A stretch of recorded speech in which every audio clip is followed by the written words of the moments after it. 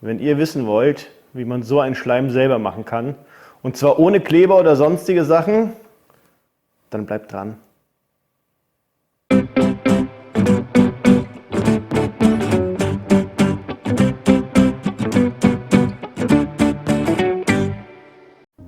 Für unseren Schleim brauchen wir 25 Gramm Chiasamen, 150 bis 200 Gramm Speisestärke,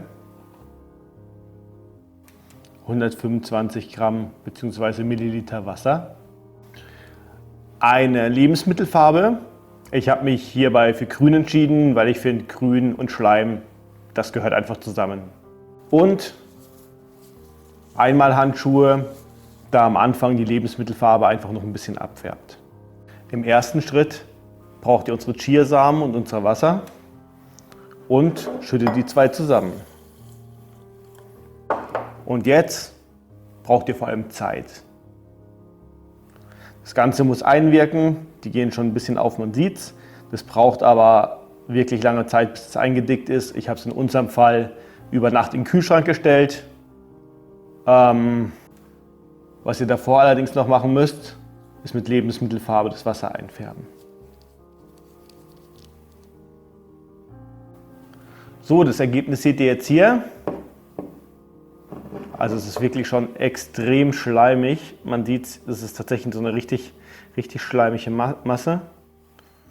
Und jetzt würde ich euch empfehlen, die Handschuhe anzuziehen.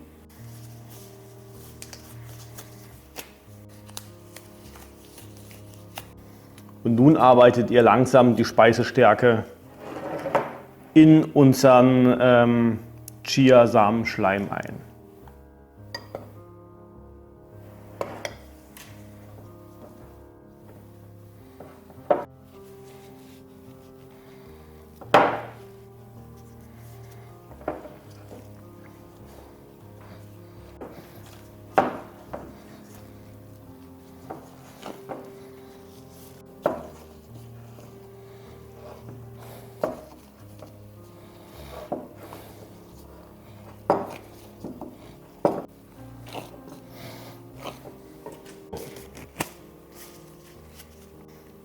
So, unser Schleim ist jetzt tatsächlich fertig und jetzt heißt es spielen.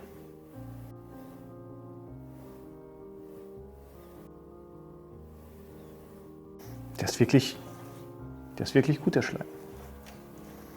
Das Coole bei dem Schleim ist, der ist zwar, wenn man ihn loslässt, ist er komplett schleimig, ja? Also so wie ein Schleim halt sein muss. Aber wenn ihr den ganz schnell ruckartig auseinanderreißt, dann macht er so. Ich spiele jetzt noch ein bisschen. Ich wünsche euch viel Spaß beim Nachmachen und sag bis zum nächsten Mal.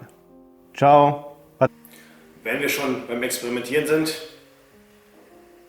probieren wir mal die Getränke hier.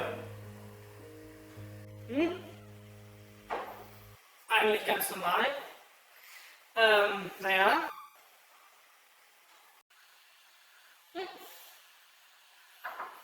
Schmeckt ein bisschen seltsam.